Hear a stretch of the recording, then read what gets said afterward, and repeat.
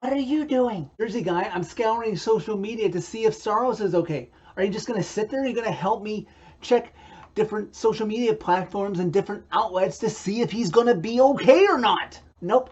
I'm going to leave you to that. I'm going to splash my face with water to get the sting out of having to endure watching Matthew Tkachuk for 60 minutes plus of a hockey game, and then I'm going to stick a bar of soap in my mouth to punish myself for having to root for Dallas to help us get a playoff spot. Hey Preds Nation, Johnny here.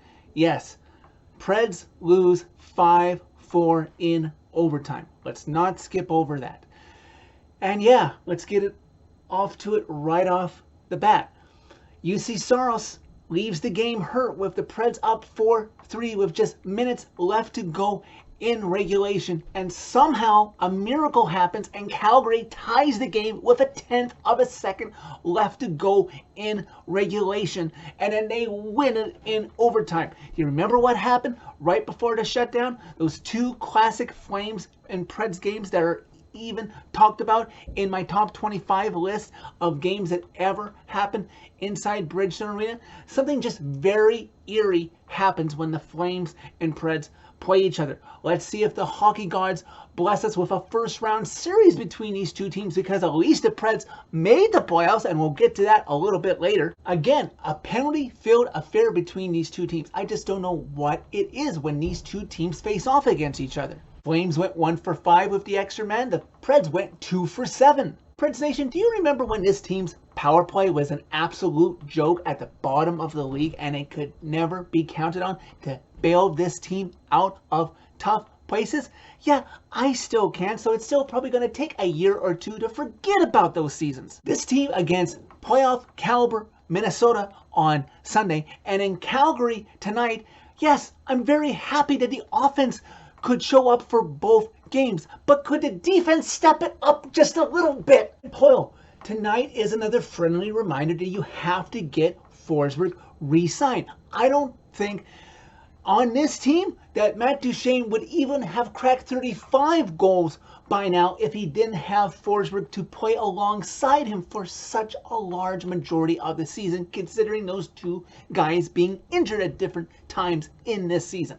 Another positive coming out of this game that I will hit on is that now Roman Josi having 92 points on the season.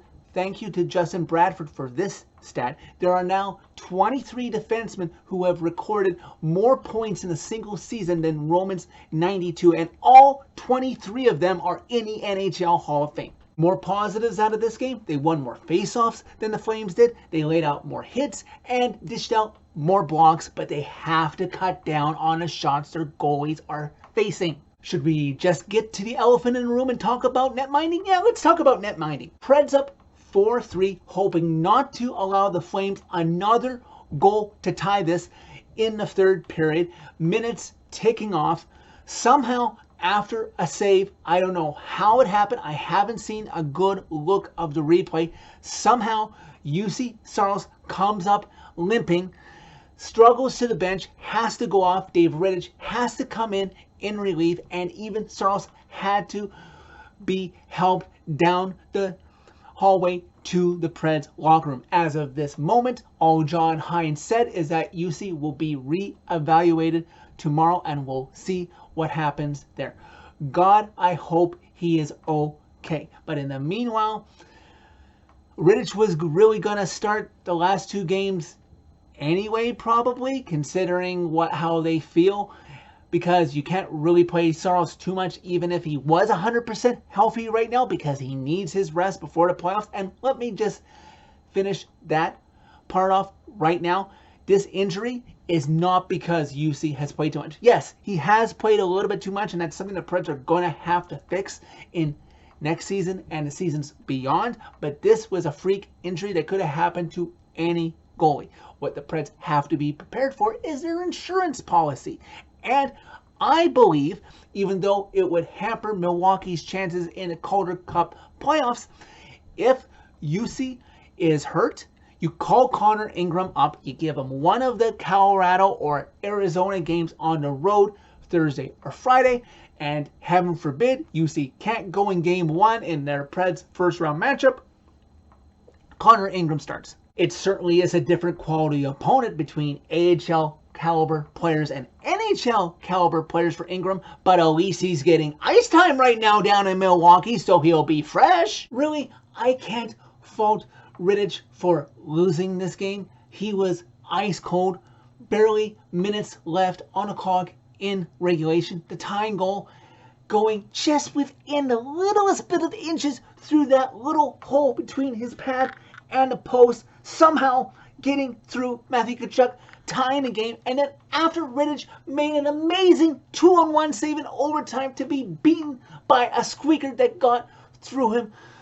Oh yes, it was the worst of times with that lucky goal, but ultimately I don't blame Rittich for this loss. And how many of you instantly found some feed either on center ice or on a streaming service to instantly turn over to the Vegas-Dallas game? Because I certainly did. In the shootout, Dallas shot first, so you always had the stress of every single time Dallas missed that Vegas would score and would walk it off. But finally, in the 7th round, Dallas scored, Vegas didn't. So because of that, Vegas isn't eliminated, but they cannot overtake Nashville. Nashville has clinched a playoff spot. It's just a matter of if they're going to be in the wildcard 1 spot and face Calgary, or fall to the wildcard 2 spot and face Colorado. Now, after watching this video, shut yourself off from hockey. Maybe check in if you want to see how Saros is doing, but don't do it too much and stress yourself out. You deserve a day off on Wednesday, Preds Nation. Just take it easy before you have to worry too much about slight playoff positioning from Thursday and Friday's games. And definitely, if I don't remind you again, Friday night, enjoy the weekend. Don't stress out too much. This team wasn't even expected to make the playoffs at the beginning of the season. So I know it's a little stressful backing our way in, possibly almost missing it before developments today. So that is it for this video. Thank you very much for watching as always and stressing over these games just as much as I do. Hit like if you like this video. Hit subscribe if you really like it. You can find my social media by clicking on a channel name. Tell all your friends about Redemption. And more important right now than the Preds playoff run, Preds Nation, pray that UC Saros will be able to play hockey again. That is what is most important to all of us, what should be right now.